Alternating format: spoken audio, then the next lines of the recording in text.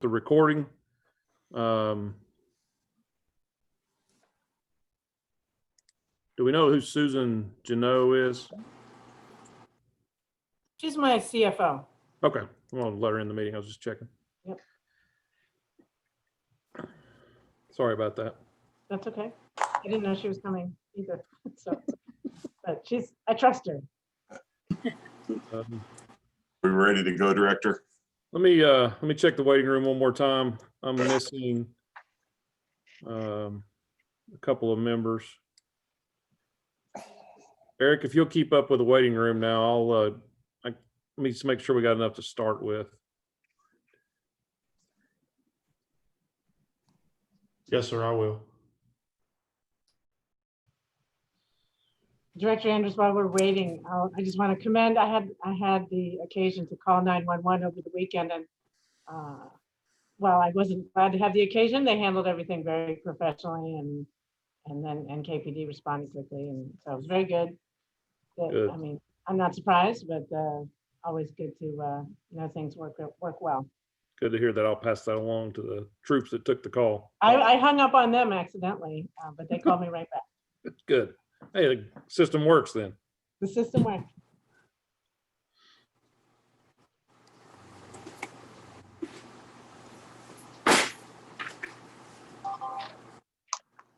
Stephanie, should we be expecting Chief Frazier, Dr. Frazier?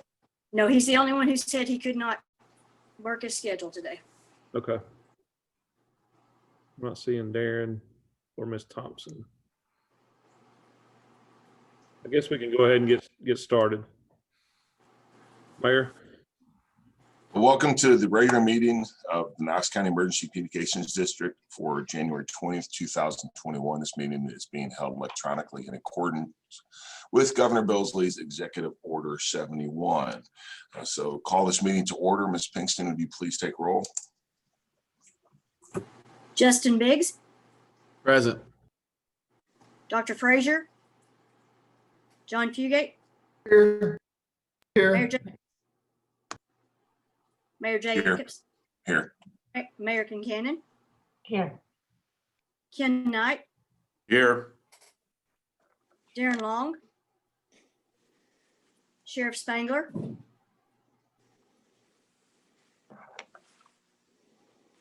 Sheriff Spangler. You're muted, Sheriff.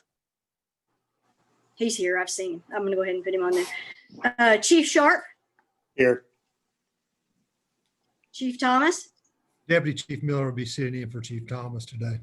Okay, thank you. Nikisha Thompson. We have a quorum. Thank you. The first order of business is approval of minutes of previous meeting. Is there any discussion, corrections to the minutes?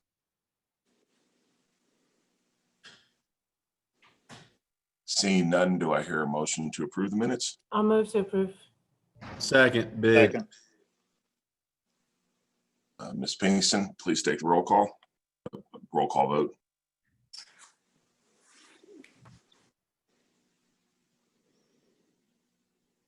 Stephanie, you're muted. Can get that right all day. Okay, Justin Biggs, Aye. Dr. Frazier, Mr. Fugate, Yeah. Mayor Jacobs, Yes. Mayor Kincannon, Yes. Ken Knight, Yes. Sheriff Spangler,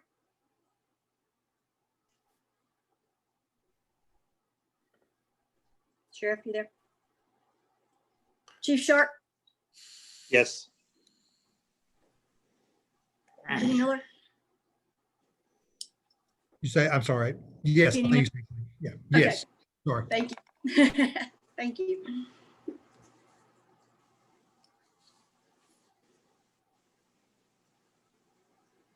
It's unanimous. And Sheriff Spangler did give a thumbs up. So, Okay. yeah. Are there any amendments to the agenda or any other changes?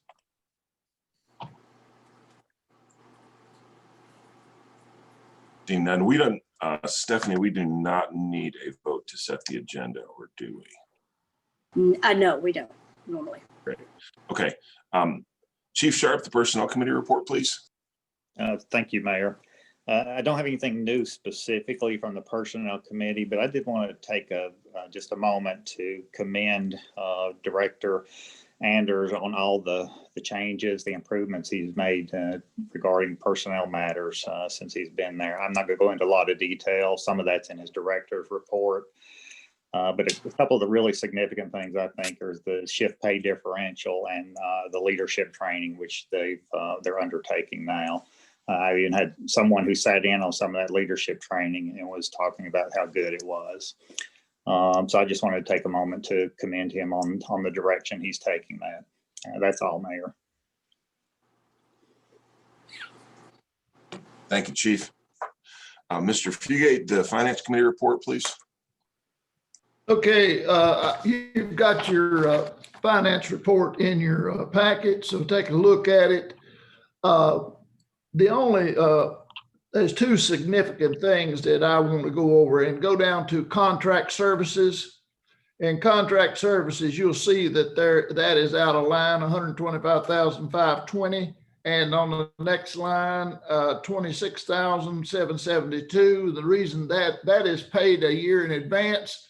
So instead of calculating it monthly or quarterly, it's all done at one time. So that's the reason that's out of kilter. And everything looks good on our financial statement. Is there any questions?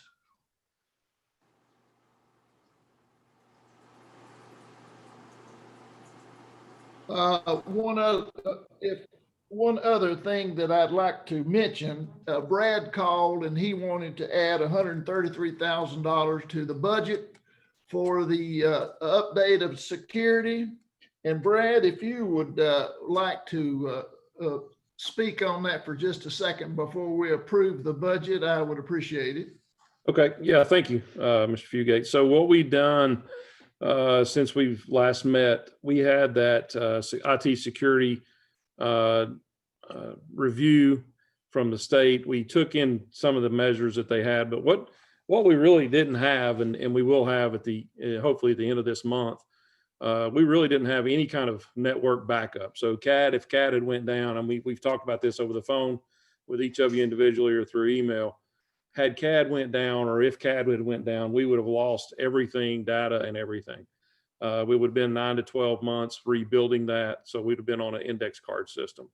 So it was kind of emergent, and I appreciate you guys moving forward. But starting hopefully February 1st-ish, we will have added this year in the last 14 months to our IT some next generation virusware, malware. We have added network monitoring, which was plugged in last week. So we'll have 24-hour, 7-day a week. Every network portal we have will be watched by a center, what they call a SOC, or a Security Operations Center, for any kind of malicious or any kind of out of whack network traffic. So we went from virtually no network to a protected and backed up network in the last 14 months. And Eric and Tanya have worked tremendously hard on that. But this will be the final piece, hopefully, in our network security package for right now. We have come a long way quickly, and we've made a significant investment. But this $135,000 will get us 3 years of backup and 1 year of monitoring. We'll go forward, I think maybe a little less than 40,000 or a little less than 30,000 a year monitoring moving forward. But we'll have somebody eyes on our network 24/7, and not only looking at it and emailing us, but they'll be fixing the problem, quarantining and fixing the problem as they're calling, making phone calls to us. So it's a great investment for less than what we could get 2 people for. We've got somebody on our network the whole time, and I think that's important. So I would appreciate your all's affirmation of this contract, and I do thank you for the support in getting it. Thank you, Brad. I thought we had everything covered when we set our budget at the start of the year, but there's unforeseen things that come along. And to reiterate what Brad said, security is utmost important right now in our system. And I thought it was a good time to follow his lead on this and add that to the budget. So At this time, I would like to have a motion, and I make a motion that we accept the budget as it is written, and as Brad has added the $135,000 to that, I'd like to put that in the form of a motion. Mr. Fugate, that's a motion to approve the budget and the affirmation of the IT security contract. Yes. Do I hear a second? I'll second it. Okay, Ms. Pinkston, a roll call vote, please.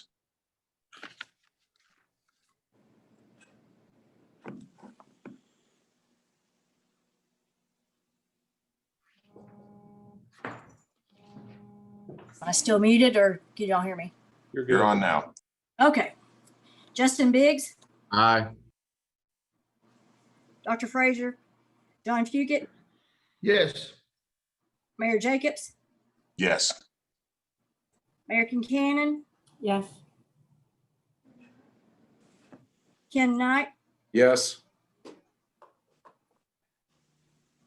Darren Long, Yes. Sheriff Spangler. Yes. Okay, yes for Darren. Okay, Yes. Sheriff Spangler, Yes. Chief Sharp, Yes. Kenny Miller,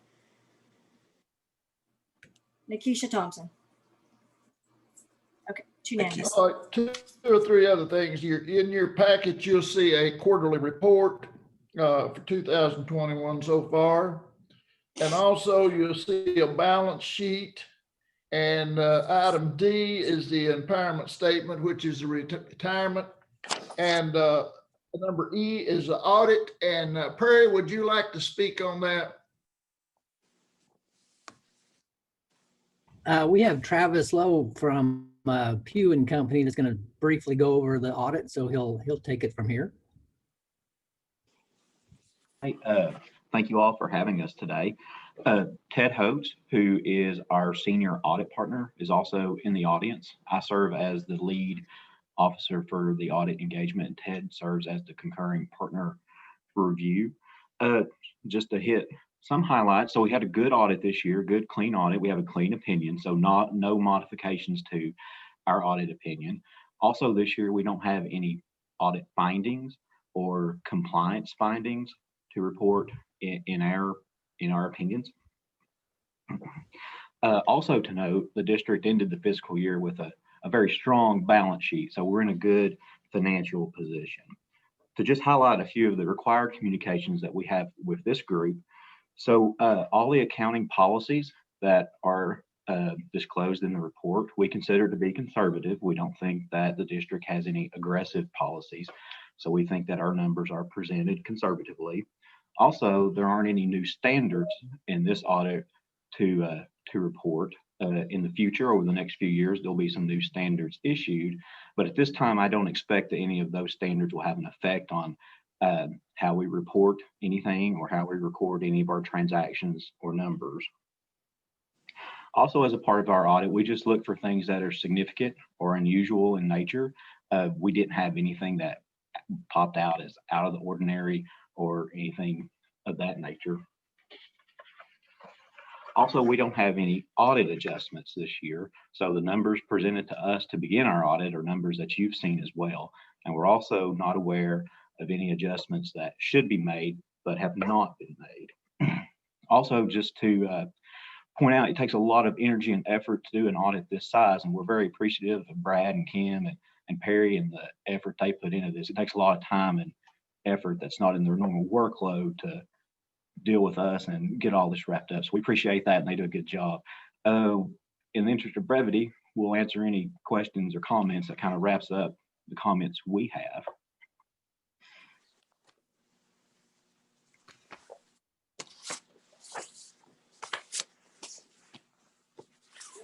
If no one has any questions, I appreciate that, Travis. And I also want to reiterate a shout out to Kim and Brad and the staff that has worked on our numbers and keeping us in line so that our audits are up and above board and without any errors. And that is we're all to be commended for a job well done in our financial situation. And I know that everybody's looking at the finances and the money in this climate. So we're in good shape, and I appreciate that. Thank you so much. And that winds me up. Any questions? Great. Thanks, Mr. Fugate. The next item on the agenda is the director's report. Director Anders. Yes, sir. Thank you, board. I sent you earlier along a sheet of what we did back in the past, kind of to abbreviate this meeting. And so I want to kind of talk about moving forward a little bit. Go back November, December was pretty heavy for us on COVID exposure, and it went through the center pretty well on one shift. But they all, I mean, our team really just kind of came together and worked pretty hard, or very hard, not pretty hard, very hard on making sure all shifts were covered at a minimum staffing level. But we did incur hundreds more hours of overtime than normal for the month of December. And but to commend our team, our operations team, they did a great job. And so we'll talk a little bit about Nashville and the AT&T bombing briefly. Our district did experience some loss of service very briefly, and then it was picked back up on our backup lines on our redundant, what we call camera trunks or copper lines that we pay for every year significantly, but this time it really paid to have them. So we're working with AT&T. All the answers are not there yet. There's a ton of questions out there. The state board is going to meet with AT&T at their normal board meeting in February. We'll have some more of those answers on redundancies and things that didn't. I mean, we were in a lot better shape than most districts in the state that were affected. Some were wiped out for more than 10 days completely, but we had some fail safes in here, some redundancies here that we're going to still have to work on some of those because it wasn't perfect. But AT&T has pledged to do that, and they've been very responsive so far. But it did take us, we spent a lot of hours on the phone Christmas Day and the week after up until the 1st, we spent a couple hours a day from Nashville. The state board was very helpful, but still a lot of questions, and AT&T is going to hopefully answer most of those in February. Right now we're hiring 8 people, in the process of testing to hire 8 people to get those on board. We're about 12 to 13 down.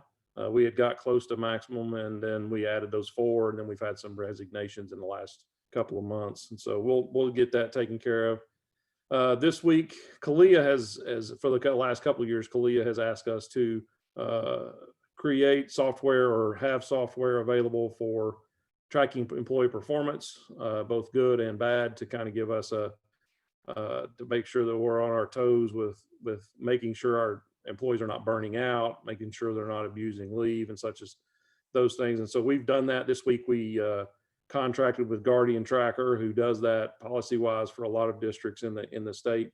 Kalia will probably be very, very happy with that coming in March on our evaluation. And then late fall, we have our assessment for reaccreditation. And so hopefully that will cover the only critical thing that we had facing us in our last evaluation. Going down to technology, we've already went through, we have expanded our cybersecurity and IT that we talked about. We've also come online with text to 911. We've completed our testing. We have created a small ad campaign through Big Slate Media. I'll shoot that video over to you, but we wanted to get some things cleared up with Nashville. We were ready to do it earlier, but with Nashville hitting, and we wanted to make sure that information was coming into our center consistently. And so we're ready to send out text to 911 pretty quickly. Again, we've taken the final steps. Management services, we had some water coming through the north wall. So we took some of the remodel money that we had set aside for that end of the building and fixed that wall. We had already decided not to remodel down there since Colin's moving out, and we could just wait till everybody's gone and remodel a lot easier, keep Colin from having to pack his office up twice. So we've done that. We fixed that. We are working on physical security. The front gate soon will have a camera and connection into the center. So that gate will be locked at all times, Monday through or 24/7. it'll be either be key card or you can call in, push a button without having to call in because the delivery guys won't call in. So we'll have a button there to let them in. Finance, we went over that. Kim had done a great job with the audit. And then, you know, as much as I make her pull her hair out sometimes, she's done a great job of keeping everything in line and making sure that we're doing it the correct way. And I appreciate the work that was done on it. A clean audit is very difficult with no findings or even a request for a suggestion. So I think that needs to be commended as well. Other than that, I think we about covered it all. If y'all have any questions of me. I'd just like to make a comment on Christmas Day. I think all of us either got an email or a text from you explaining the situation in Nashville. You kept us updated throughout that day and moving forward. And I know that had to have been probably not the most pleasant experience for all of you guys dealing with the backup systems coming online and all that. So as normal, you performed admirably and really appreciate you keeping us in the loop with everything that was going on. Thank you. I failed to mention this Friday, some of y'all are coming. If legislature doesn't extend into Friday, we're going to have them for lunch and kind of talk about the next session of legislation. But I do appreciate the comments from you and Chief Sharp, and I will pass those along to our team as we try to make them feel appreciated. But I think from the board will make a difference, and I appreciate that. Any other questions or comments for Director Anders? All right, thank you, Director. Moving on, the Technical User Committee report, Mr. Wilbanks. Hey, good morning, everybody. I don't have a whole lot to tell you guys today. We've not had a meeting in a while, but as you can tell, Eric and Tanya and company have been very busy working on IT security. That from Mr. Anders' report. As far as the radio system goes, we are in pretty darn good shape. Mr. Anders is still working on some future outlooks at tower sites, as we had recommended about a year ago. And that's kind of in the future with Motorola and 911. And the only other thing is we are at the just about at the point where we're ready for Mr. Anders to sign off on the CAD for final payment. We have a couple of service requests still open. They're pretty minor in nature as far as that goes, but for the most part, things are moving quite well with the technical side of the house. Any questions? All right, thank you. Thank you, sir. Moving on, legal report, Mr. Howell. Good morning.